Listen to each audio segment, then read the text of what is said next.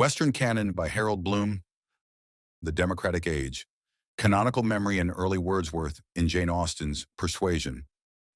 There are musicologists who assert that the three great innovators in our musical history were Monteverdi, Bach, and Stravinsky, though the assertion is disputable. Western canonical lyric poetry seems to me to have only two such figures: Petrarch, who invented Renaissance poetry, and Wordsworth, who can be said to have invented modern poetry, which has been a continuum for 2 full centuries now. To employ Vico's terms, since I have used them to organize this book, Petrarch created the lyric poetry of the aristocratic age, which culminated in Goethe. Wordsworth inaugurated the blessing-curse of poetry in the democratic chaotic eras, which is that poems are about nothing. Their subject is the subject herself or himself, whether manifested as a presence or as an absence. Petrarch invented what John Frecaro termed the poetry of idolatry. Wordsworth started anew on a tabula rasa of poetry, as William Hazlitt observed, and filled that blank slate with the self, or more precisely with the memory of the self. In the second theocratic age, which I anxiously follow Vico in prophesying as imminent, I assume that poetry will cast aside aristocratic idolatry and democratic memory alike, and return to a more restricted devotional function. Though I wonder if the object of devotion will always be called God. Wordsworth, in any case, is a beginning, though like all great writers, he was haunted by heroic precursors, Milton and Shakespeare beyond all others. Jane Austen may seem an odd choice to share a chapter with Wordsworth, yet she was his younger contemporary, born 5 years after him, and though he outlived her by a third of a century, all of his most vital poetry had been composed before she started to publish Austen's literary cosmos, centered upon her forerunners in the novel, Samuel Richardson and Henry Fielding, and upon Dr. Johnson. We have no evidence that she read Wordsworth, any more than we do that Emily Dickinson ever read Walt Whitman. But there are concerns that Austen's later novels, the posthumous Persuasion, 1818, in particular, share with Wordsworth. So I have chosen to juxtapose the later Austen with the earlier Wordsworth, and with 3 poems in particular: The Old Cumberland Beggar, 1797, The Ruined Cottage, 1798, and Michael, 1800. Wordsworth wrote more influential and even more sublime poetry in his epic Prelude, and in the triad of great crisis lyrics, the Intimations of Immortality Ode, Tintern Abbey, and Resolution and Independence. But there is a terrifying poignance in the 3 poems I have chosen that even Wordsworth does not match elsewhere. And as I go into old age, they move me more than virtually any other poems by their exquisitely controlled pathos and their aesthetic dignity in representing individual human suffering. They have an aura that the early Wordsworth shares only with the later Tolstoy and with certain moments in Shakespeare. A universally common sorrow presented with stark simplicity and no taint of ideology of any kind. After the turn into the 19th century, Wordsworth became a more Miltonic poet, but in his late 20s, he was very Shakespearean, rewriting Othello and the Borderers and capturing in beggars, peddlers, children, and mad people something of the Jobian quality of King Lear. Here is the extraordinary opening of The Old Cumberland Beggar. I saw an aged beggar in my walk, and he was seated by the highway side, on a low structure of rude masonry built at the foot of a huge hill, that they who lead their horses down the steep, rough road may thence remount at ease. The aged man had placed his staff across the broad, smooth stone that overlays the pile, and from a bag all white with flour, the dole of village dames, he drew his scraps and fragments, one by one, and scanned them with a fixed and serious look of idle computation.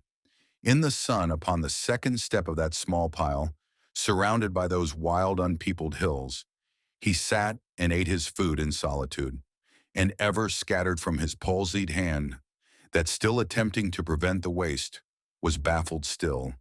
The crumbs in little showers fell on the ground, and the small mountain birds, not venturing yet to peck their destined meal, approached within the length of half his staff. I recall writing about this passage in a book published a third of a century ago, The Visionary Company, 1961, saying that the old Cumberland beggar differed from the other destitute solitaries in Wordsworth because he is not the agent of a revelation. He does not startle the poet into a privileged moment of vision.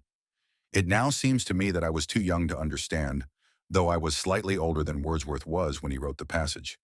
The entire poem, nearly 200 lines of it, is secular revelation, an uncovering of last things. If there can be the oxymoron of a revealed yet natural piety, it must be this: the aged beggar and the small mountain birds, the sun on the pile of masonry, the shower of crumbs falling from the shaking hand. This is an epiphany because it intimates to Wordsworth and to us a supreme value, the dignity of the human being at its most outrageously reductive, the immensely old beggar scarcely conscious of his condition. Against a refrain of "he travels on, a solitary man," the poem portrays the beggar as so old and decrepit that, on the ground, his eyes are turned, and as he moves along, they move along the ground. Here and later, Wordsworth gives almost ecstatic emphasis to the beggar's bodily decay and helplessness, in order to make yet stronger the poem's fierce argument for not confining the old man in a house misnamed of industry, which is a protest prophetic of Dickens's attack against society for its poorhouses. The old man creeps from door to door and constitutes a record which together binds past deeds and offices of charity, else unremembered. Wordsworth allows the perspective to remain our choice. Do we see this as grotesque, or as one of the works of love, or as both? The poet's own perspective is difficult to share and impossible not to admire with a certain shudder. Then let him pass, a blessing on his head, and while in that vast solitude to which the tide of things has borne him, he appears to breathe and live but for himself alone, unblamed, uninjured, let him bear about the good which the benignant law of heaven has hung around him, and, while life is his, still let him prompt the unlettered villagers to tender offices and pensive thoughts. Then let him pass, a blessing on his head, and long as he can wander, let him breathe the freshness of the valleys. Let his blood struggle with frosty air and winter snows, and let the chartered wind that sweeps the heath beat his gray locks against his withered face. This is acceptable to most of us only if the old man is now taken to be process as much as person. Wordsworth does not let up, exulting in the paradox that the old man must be open to nature, whether or not he himself apprehends it. Let him be free of mountain solitudes, and have around him, whether heard or not, the pleasant melody of woodland birds. Few are his pleasures, if his eyes have now been doomed so long to settle upon earth, that not without some effort they behold.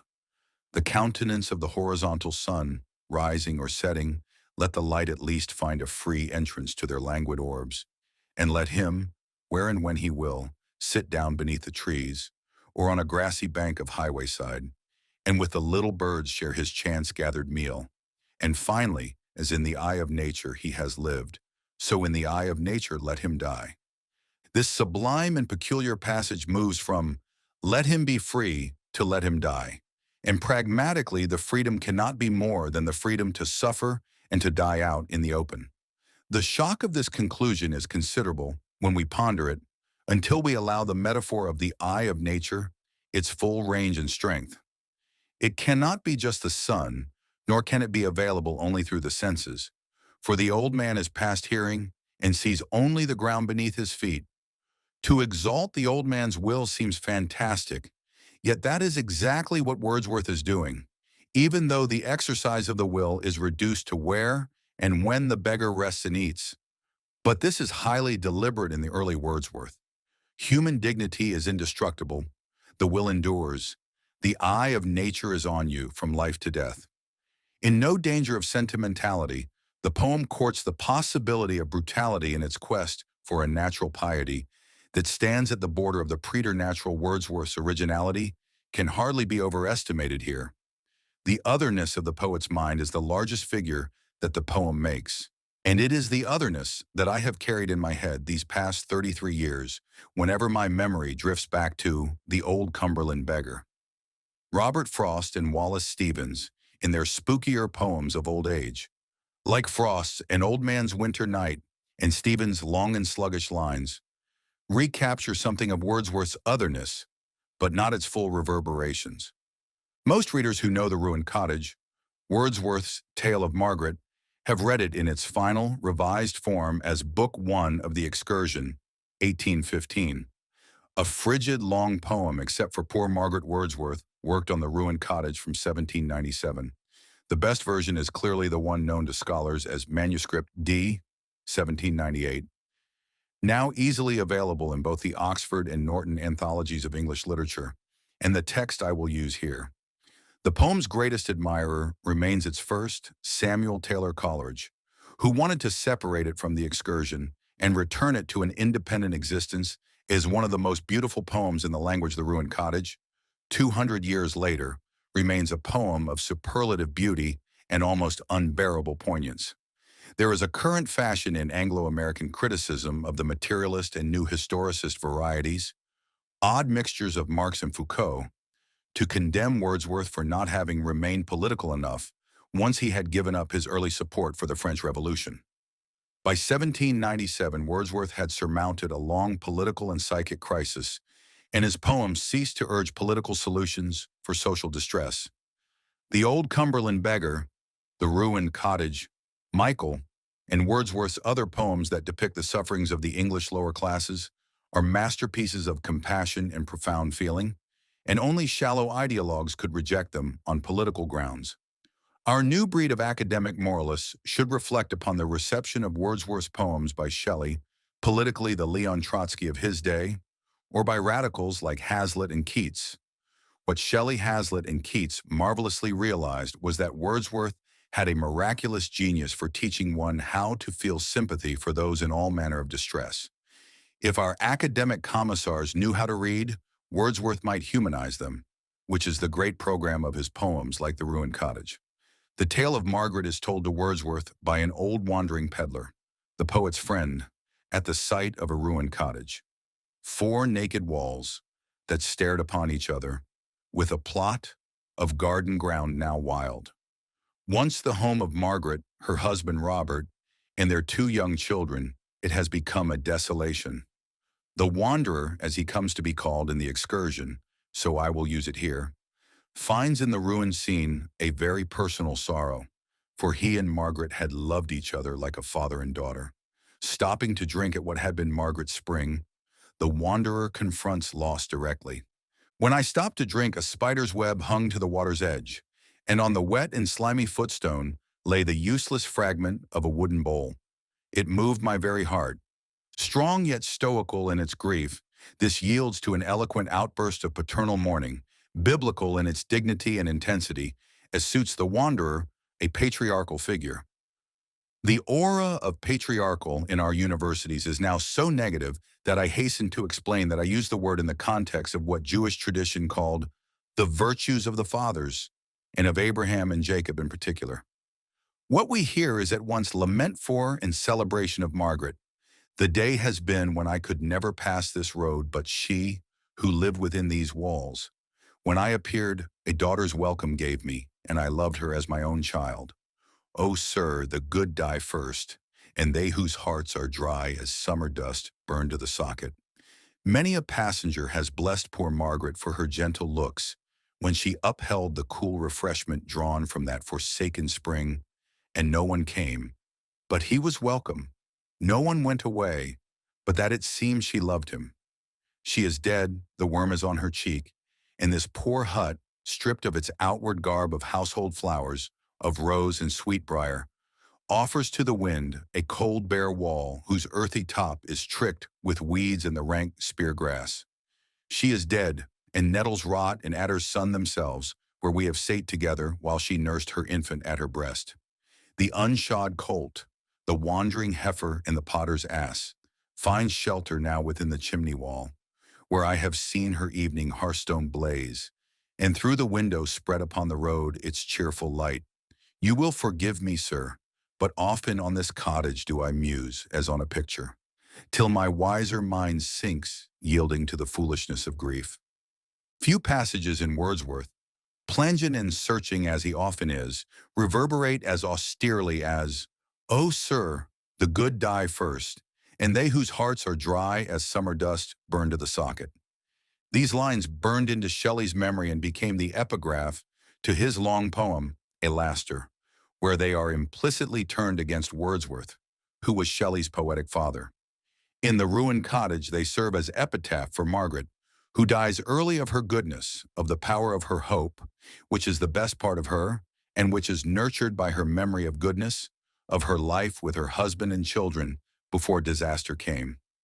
Failed harvests, a war economy, destitution, despair drive Margaret's husband away, and her perpetual will to hope for his return becomes the destructive passion that destroys her and her household. I cannot find anywhere else in Western literature anything like Wordsworth's understanding that the apocalyptic power of hope, drawing its strength from benign memory, becomes more dangerous than despair could be. Perhaps Lear dies blasted by the mad hope that Cordelia lives, rather than by realistic despair that she is dead. But Shakespeare seems content to leave the matter equivocal. Poor Malvolio in Twelfth Night, victimized by cruel practical jokers, is reduced to crude farce by the strength of his absurd erotic and social hopes. These are imperfect analogues to Wordsworth's enterprise in the ruined cottage, and elsewhere Wordsworth made his particular myth of memory canonical by his frightening insight into the dangers of a hope that could destroy nature in us. Her hope is larger than Margaret and larger than most of us. You could argue that Margaret's hope is a secularization of Protestant hope, which was a function of the Protestant will. That will turn upon the individual soul's self-esteem and on the allied right of private judgment in spiritual realms, including the assertion of the inner light, by which each man and woman read and interpreted the Bible for himself or herself. In high literature, I doubt that secularization has ever taken place. Calling a work of sufficient literary power, either religious or secular, is a political decision, not an aesthetic one. Margaret is tragic because she is destroyed by what is best in her: hope, memory, faith, love. The Protestant temper in her, like the exercise of the Protestant will in Jane Austen's heroines, can be called either religious or secular, but the calling will describe you rather than the ruined cottage or persuasion. What matters about Margaret is akin to the reason why we are so moved by Wordsworth's stance vis-à-vis the old Cumberland beggar, or by the majestic covenantal suffering of the old shepherd in Michael, the poem named for him. In his Shakespearean play, The Borderers, 1795–96, a mixed success at best, Wordsworth rather strangely gives the drama's Iago figure, Oswald, some extraordinary lines that form the credo of all of Wordsworth's own early poetry. Speaking to the hero, his Othello-like dupe, Oswald transcends the situation, the play, and his own vision in a Jacobean outburst that Shakespeare would have been glad to appropriate. Action is transitory, a step, a blow, the motion of a muscle, this way or that. 'Tis done, and in the after vacancy we wonder at ourselves like men betrayed. Suffering is permanent, obscure and dark, and shares the nature of infinity. Shakespeare might have found the lines more appropriate for Macbeth than for Iago, but the implicit nihilism suits both hero-villains and Edmund as well. Wordsworth would have rejected my association of these lines with his depictions of suffering innocence, yet the poetic power of his earlier work has little to do with consolation or concern for the meaningfulness of sorrow. The ruined cottage is harrowing because it eschews comfort, as here at the climax of Margaret's story. Meanwhile, her poor hut sunk to decay, for he was gone, whose hand, at the first nippings of October, frost closed up each chink, and with fresh bands of straw checkered the green-grown thatch, and so she lived through the long winter, reckless and alone, till this reft house by frost and thaw and rain was sapped. And when she slept, the nightly damps did chill her breast, and in the stormy day, her tattered clothes were ruffled by the wind, even at the sight of her own fire. Yet still she loved this wretched spot, nor would for worlds have parted hence, and still that length of road, and this rude bench, one torturing hope endeared, fast rooted at her heart. And here, my friend, in sickness she remained, and here she died, last human tenant of these ruined walls. Like the old Cumberland beggar, Margaret dies open to the eye of nature, with the harsh wind free to come in upon her. The poem's greatness gathers itself together in Wordsworth's strong reaction to the wanderer's tale of Margaret. The old man ceased. He saw that I was moved. From that low bench rising instinctively, I turned aside in weakness, nor had power to thank him for the tale which he had told. I stood, and leaning o'er the garden gate, reviewed that woman's sufferings, and it seemed to comfort me, while with a brother's love I blessed her in the impotence of grief. This is not a biblical blessing, since that carried the promise of more life, of ongoing generations, and it would be difficult to say what kind of a blessing the impotence of grief can bestow. Wordsworth is so original a poet that he risks the oxymoron of an impotent blessing, knowing that it seems a contradiction. The Borderers is Shakespearean, even as the prelude is Miltonic, but there are no poems before Wordsworth as strange and naked as The Old Cumberland Beggar, and The Ruined Cottage. Destruction by Hope is the pervasive Wordsworthian anxiety, and we still hesitate when we have to interpret so antithetical a ruin. Wordsworth invented modern or democratic poetry as surely as Petrarch inaugurated Renaissance poetry. There are always shadows even on the strongest and most original poets. Petrarch was haunted by Dante, even as Wordsworth, in his major phase, could never evade Milton. Here Vico's prophecy is again illuminating. The theocratic age exalts the gods. The aristocratic age celebrates heroes. The democratic age mourns and values human beings. There was for Vico no chaotic age, only a chaos during which the recourse to a theocratic age would commence. In my own view, our century has enshrined chaos in our long postponement, may it last, of a new theocratic era. After gods, heroes, humans, there remain only cyborgs, and I gaze in rapt alarm at muscular terminators crowding out the human. The Ruined Cottage is a very dark poem in itself, but here in the 1990s it seems a blessed consolation, a human cry against chaos and any recourse to theocratic rigidities. What could Wordsworth have been trying to do for himself as a poet by writing The Ruined Cottage? I modify the question from Kenneth Burke, who taught us to ask always, what was the writer trying to do for herself or himself as a person by writing this poem, play, or story? As a poet, Wordsworth sought to create the taste by which he could be appreciated, for no central writer, not even Dante, was so determined to universalize his own highly individual temperament. Wordsworth's spirit was open to both human and natural otherness, as perhaps no other poet's was, before or since. Hazlitt caught this truth perfectly in an 1828 comparison of Wordsworth and Byron, 4 years after Byron's death and many years into Wordsworth's dreadful poetic dotage, which went on drearily from 1807 to 1850, the longest dying of a major poetic genius in history. After asking a shrewdly wicked question about the late Lord Byron, with his pride of ancestry, had he no curiosity to explore the heraldry of intellect? Hazlitt contrasts Wordsworth and Byron, who never ceased to prefer Pope to Wordsworth. The author of the lyrical ballads describes the lichen on the rocks, the withered fern, with some peculiar feeling that he has about them. The author of Childe Harold describes the stately cypress, or the fallen column, with the feeling that every schoolboy has about them. At the origins of The Old Cumberland Beggar and The Ruined Cottage are some very peculiar feelings, difficult to translate into normative terms. It is Wordsworth's uniqueness that he made of these curious feelings a universally available poetry in a mode analogous to what the later Tolstoy desired. The rightness of allowing an immensely old beggar to die as he has lived in the eye of nature. The terrible pathos of Margaret, a peasant woman wholly humane and lovable, who is destroyed by her powers of memory and hope. These are matters available to every human consciousness in every age, regardless of gender, race, social class, ideology. To condemn Wordsworth for not writing verse of political and social protest or for having forsaken the revolution is to cross the final divide between academic arrogance and moral smugness. Beyond that divide, we need a new Dickens to depict hypocrisy and a new Nietzsche to chronicle the man or woman of ressentiment whose soul squints. Michael, 1800, is Wordsworth's great pastoral and the archetype of the best and most characteristic poems that we associate with Robert Frost.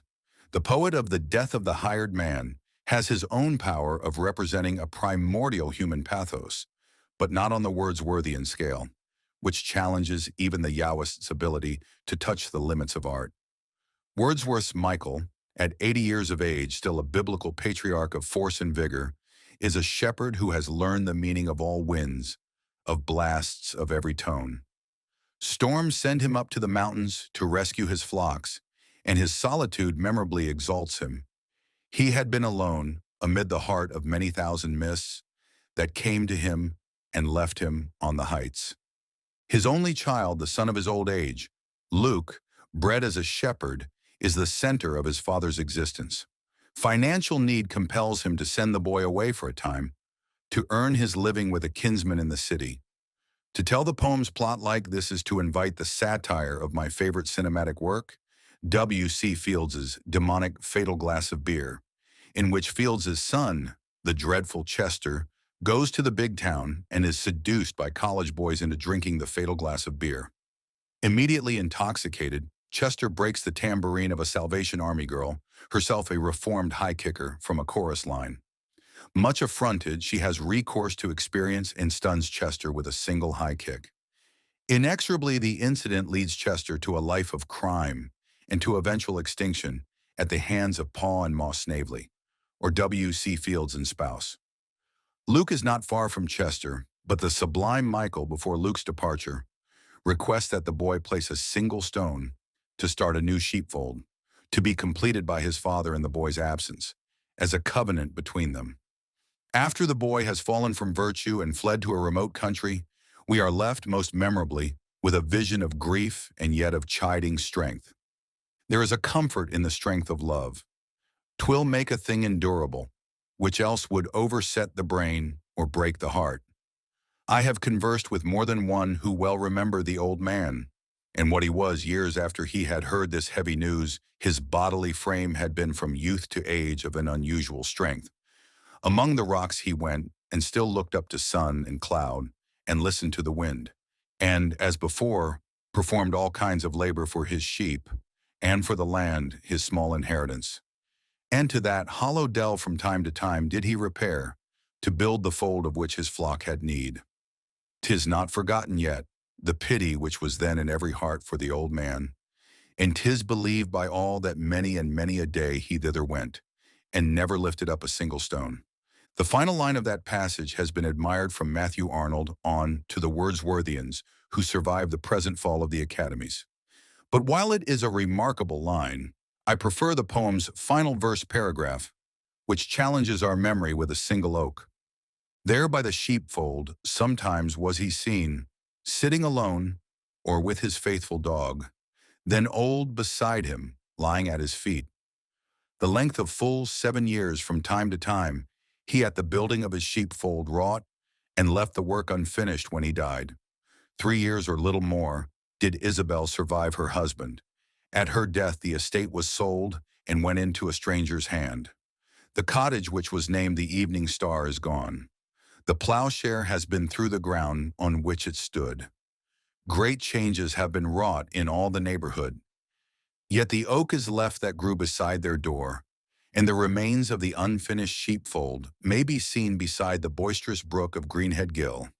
When I was younger, I believed that memory was divided equally between pleasure and pain, and I thought that I remembered verbatim the poems that were most inevitable in their phrasings and most pleasurable in their incantatory qualities.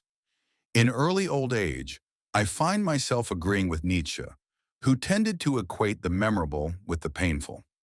A more difficult pleasure can be painful, as I now think Wordsworth explicitly understood. There is a way that leads from the Protestant will to Wordsworth's sympathetic imagination, and that accounts for some of the curious affinities with Wordsworth that this chapter explores in Austen's Persuasion Michael's Covenant, unbroken with nature but broken by Luke, is an exercise of the Protestant will seeking to impress itself upon memory. Its emblems at the end of Michael are the solitary oak and the unhewn stones of the unfinished sheepfold. Wordsworth, unlike Austen, who was a throwback, did not favor happy endings, For in him the metaphor for marriage has more to do with the rapport between what he calls nature and his own adverting mind than with the union of man and woman.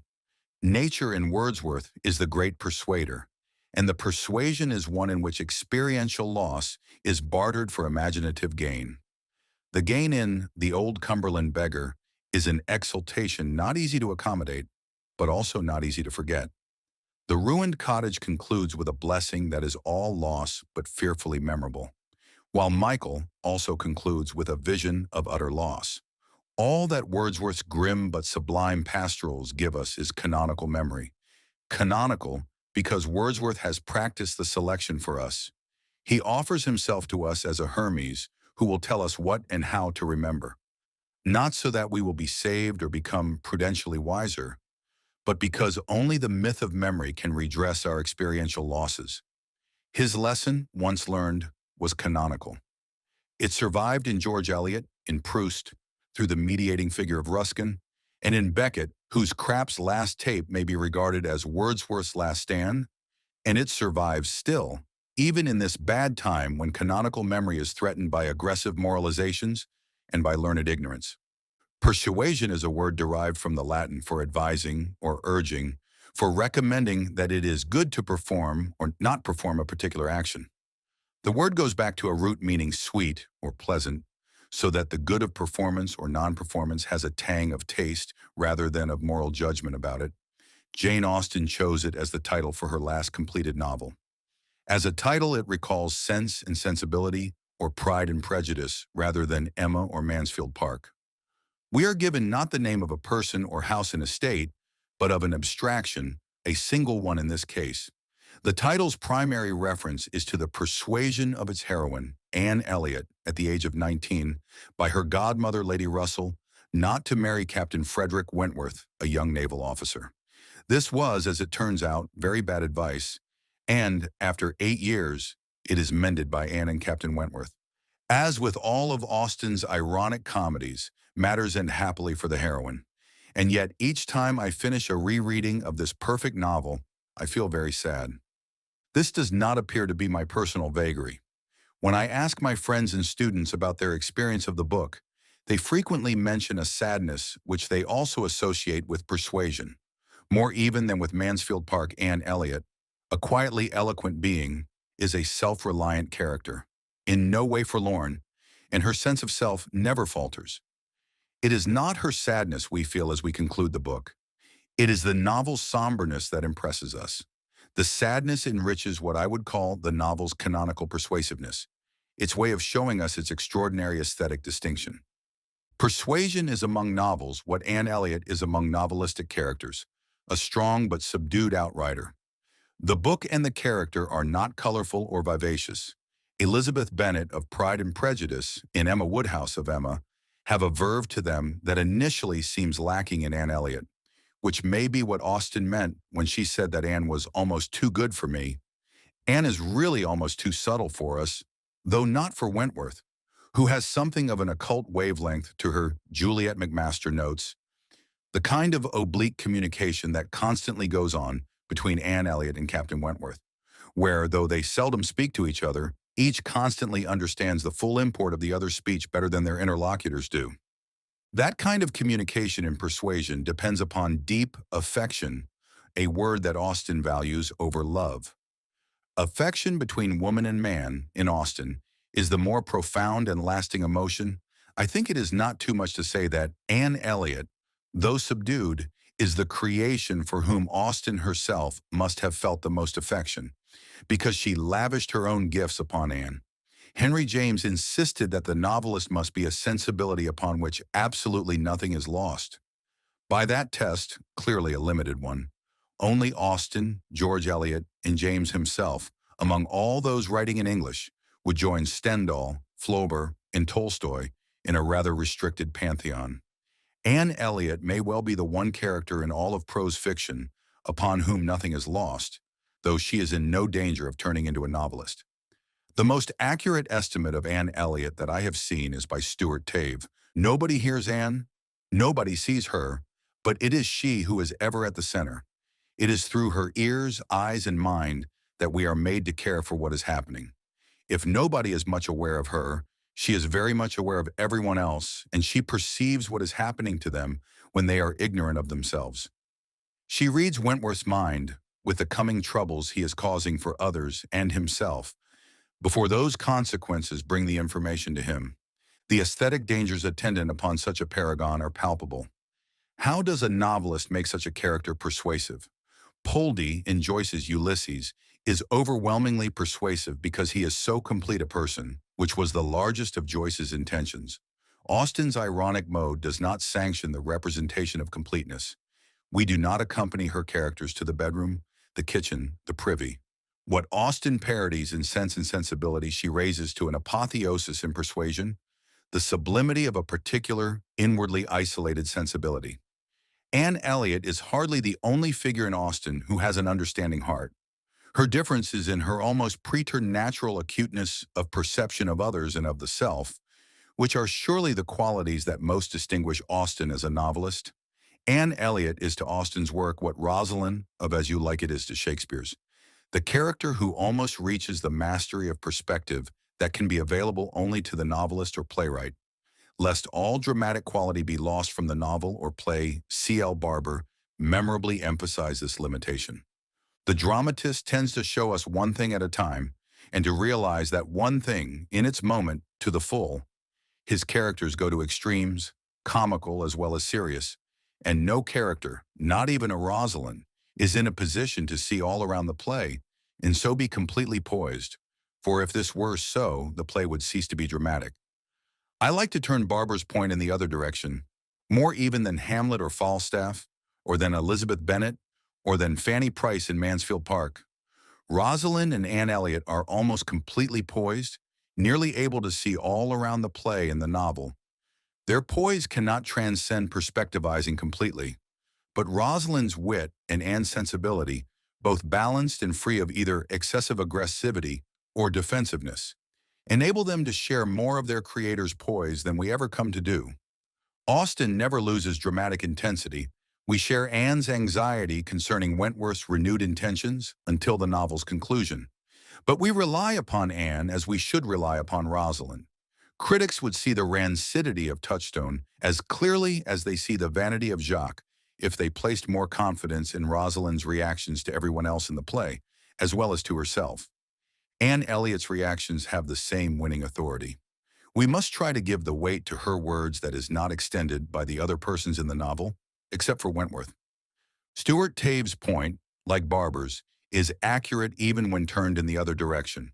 Austen's irony is very Shakespearean. Even the reader must fall into the initial error of undervaluing Anne Elliot. The wit of Elizabeth Bennet or of Rosalind is easier to appreciate than Anne Elliot's accurate sensibility. The secret of her character combines Austenian irony with a Wordsworthian sense of deferred hope. Austen has a good measure of Shakespeare's unmatched ability to give us persons, both major and minor, who are each utterly consistent in her or his separate mode of speech, and yet completely different from one another. Anne Elliot is the last of Austen's heroines of what I think we must call the Protestant will. But in her, the will is modified, perhaps perfected, by its descendant, the romantic, sympathetic imagination, of which Wordsworth, as we have seen, was the prophet. That is perhaps what helps to make Anne so complex and sensitive a character. Jane Austen's earlier heroines, of whom Elizabeth Bennet is the exemplar, manifested the Protestant will as direct descendants of Samuel Richardson's Clarissa Harlowe, with Dr. Samuel Johnson hovering nearby as moral authority. Marxist criticism inevitably views the Protestant will, even in its literary manifestations, as a mercantile matter, and it has become fashionable to talk about the socio-economic realities that Jane Austen excludes, such as the West Indian slavery that is part of the ultimate basis for the financial security most of her characters enjoy. But all achieved literary works are founded upon exclusions, and no one has demonstrated that increased consciousness of the relation between culture and imperialism is of the slightest benefit whatsoever in learning to read Mansfield Park. Persuasion ends with a tribute to the British Navy, in which Wentworth has an honored place. Doubtless Wentworth at sea, ordering the latest batch of disciplinary floggings, is not as pleasant as Wentworth on land. gently appreciating the joys of affection with Anne Elliot. But once again, Austen's is a great art founded upon exclusions, and the sordid realities of British sea power are no more relevant to Persuasion than West Indian bondages to Mansfield Park. Austen was, however, immensely interested in the pragmatic and secular consequences of the Protestant will, and they seem to me a crucial element in helping us appreciate the heroines of her novels. Austen's Shakespearean inwardness, culminating in Anne Elliot, revises the moral intensities of Clarissa Harlowe's secularized Protestant martyrdom, her slow dying after being raped by Lovelace. What removes Clarissa's will to live is her stronger will to maintain the integrity of her being. To yield to the repentant Lovelace by marrying him would compromise the essence of her being, the exaltation of her violated will. What is tragedy in Clarissa is converted by Austen into ironic comedy, but the will's drive to maintain itself scarcely alters in this conversion. In Persuasion, the emphasis is on a willed exchange of esteems, where both the woman and the man estimate the value of the other to be high. Obviously, outward considerations of wealth, property, and social standing are crucial elements here, but so are the inward considerations of common sense, amiability, culture, wit, and affection. In a way, it pains me to say this, as I am a fierce Emersonian, Ralph Waldo Emerson anticipated the current Marxist critique of Austen when he denounced her as a mere conformist who would not allow her heroines to achieve the soul's true freedom from societal conventions. But that was to mistake Jane Austen, who understood that the function of convention was to liberate the will, even if convention's tendency was to stifle individuality, without which the will was inconsequential. Austen's major heroines, Elizabeth, Emma, Fanny, and Anne, possess such inward freedom that their individualities cannot be repressed. Austen's art as a novelist is not to worry much about the socioeconomic genesis of that inner freedom, though the anxiety level does rise in Mansfield Park and Persuasion in Austen. Irony becomes the instrument for invention, which Dr. Johnson defined as the essence of poetry.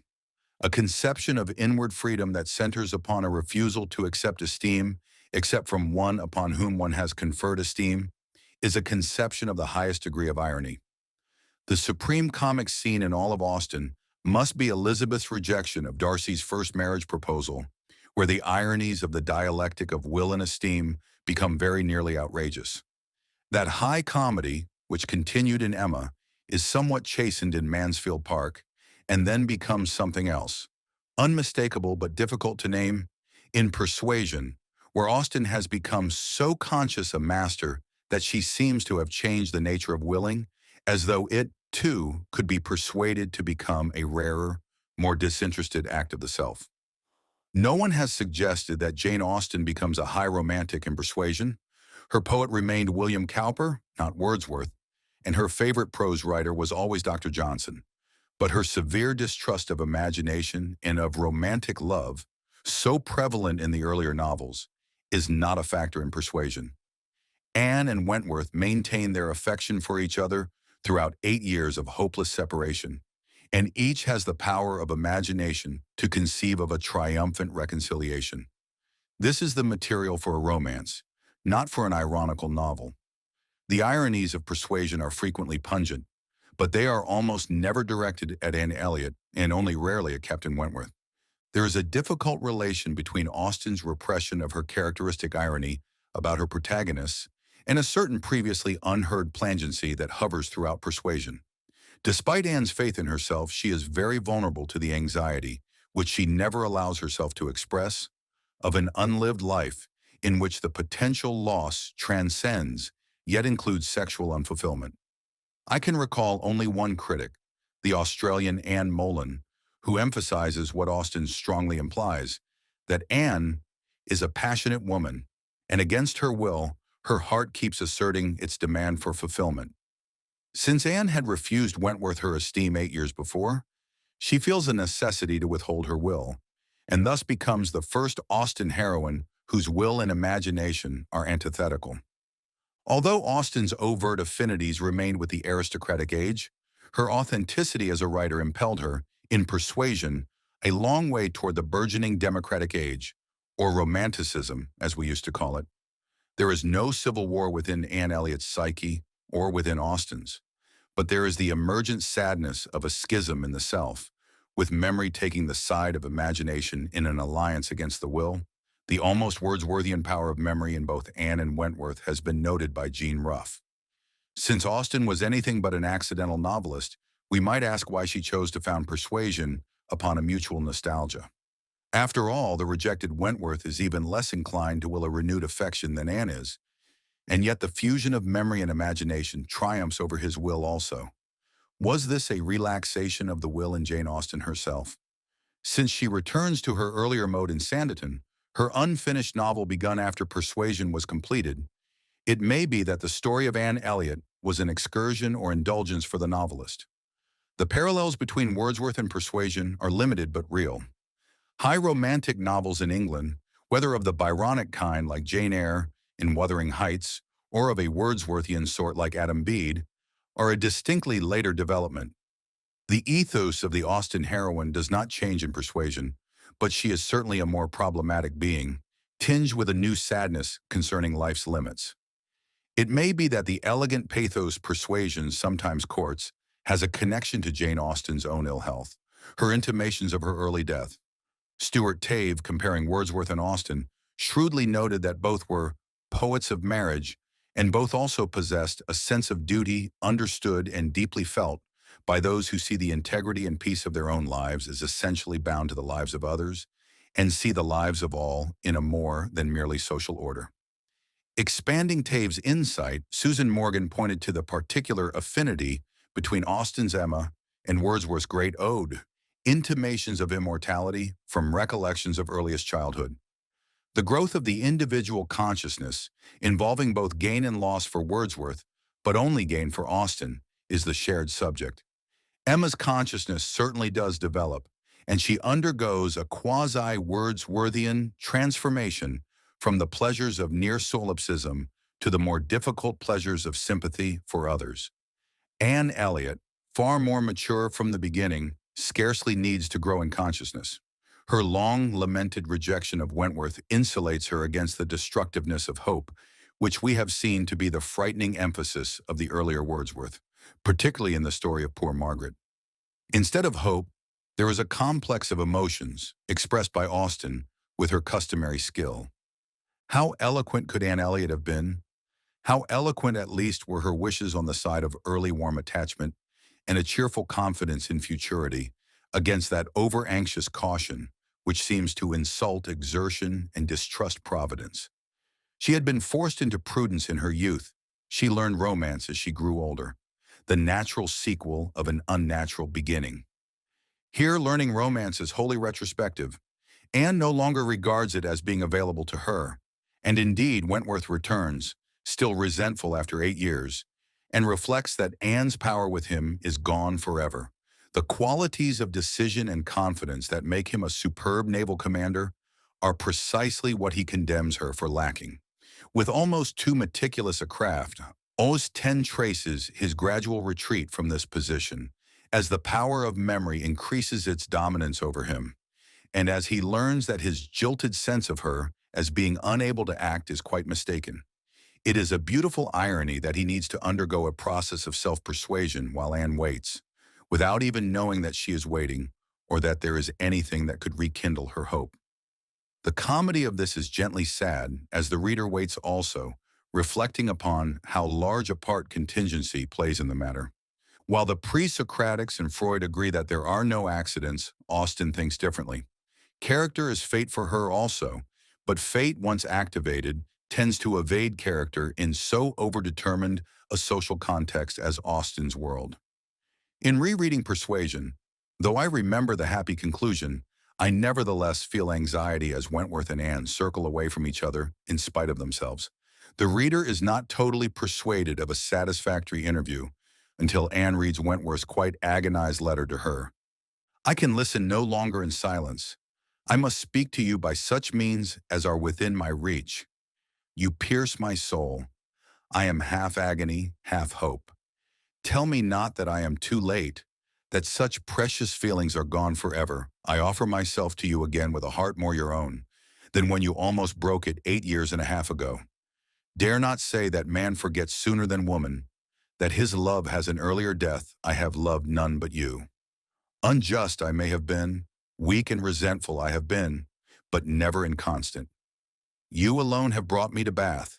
For you alone I think and plan. Have you not seen this?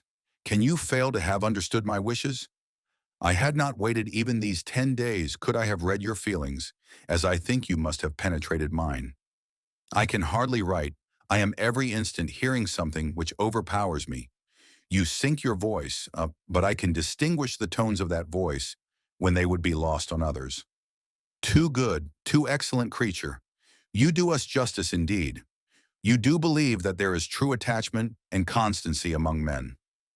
I must go, uncertain of my fate, but I shall return hither or follow your party as soon as possible. A word, a look will be enough to decide whether I enter your father's house this evening or never. I cannot imagine such a letter in Pride and Prejudice, or even in Emma or Mansfield Park. The perceptive reader might have realized how passionate Anne was, almost from the start of the novel, but until this there was no indication of equal passion in Wentworth. His letter, as befits a naval commander, is badly written and not exactly Austenian, but it is all the more effective thereby. We come to realize that we have believed in him until now only because Anne's love for him provokes our interest. Austen wisely has declined to make him interesting enough on his own. Yet part of the book's effect is to persuade the reader of the reader's own powers of discernment and self-persuasion. Anne Elliot is almost too good for the reader, as she is for Austen herself, but the attentive reader gains the confidence to perceive Anne as she should be perceived. The subtlest element in this subtlest of novels is the call upon the reader's own power of memory to match the persistence and intensity of the yearning that Anne Elliot is too stoical to express directly. The yearning hovers throughout the book, coloring Anne's perceptions and our own. Our sense of Anne's existence becomes identified with our own consciousness of lost love, however fictive or idealized that may be. There is an improbability in the successful renewal of a relationship devastated 8 years before, which ought to work against the texture of this most realistic of Austen's novels. But she is very careful to see that it does not, like the author, the reader becomes persuaded to wish for Anne what she still wishes for herself. Anne Molan has the fine observation that Austen is most satisfied with Anne when Anne is most dissatisfied with herself. The reader is carried along with Austen, and gradually Anne is also persuaded and catches up with the reader, allowing her yearning a fuller expression. Dr. Johnson in The Rambler 29, on the folly of anticipating misfortunes, warned against anxious expectations of any kind, whether fearful or hopeful, because the objects both of fear and hope are yet uncertain, so we ought not to trust the representations of one more than the other, because they are both equally fallacious. As hope enlarges happiness, fear aggravates calamity. It is generally allowed that no man ever found the happiness of possession proportionate to that expectation which incited his desire and invigorated his pursuit. Nor has any man found the evils of life so formidable in reality as they were described to him by his own imagination. This is one of a series of Johnsonian pronouncements against the dangerous prevalence of the imagination, some of which his disciple Austen had certainly read. If you excluded such representations, on the great critic's advice, then Wordsworth could not have written at all, and Austen could not have written Persuasion. Yet it was a very strange book for her to write, this master of the highest art of exclusion that we have known in the Western novel. Any novel by Jane Austen could be called an achieved ellipsis, with everything omitted that could disturb her ironic, though happy conclusions. Persuasion remains the least popular of her 4 canonical novels because it is the strangest. But all her work is increasingly strange as we approach the end of the democratic age that her contemporary Wordsworth did so much to inaugurate in literature. Poised as she is at the final border of the aristocratic age, she shares with Wordsworth an art dependent upon a split between a waning Protestant will and a newly active, sympathetic imagination, with memory assigned the labor of healing the divide. If the argument of my book has any validity, Austen will survive even the bad days ahead of us, because the strangeness of originality and of an individual vision are our lasting needs, which only literature can gratify in the theocratic age that slouches toward us.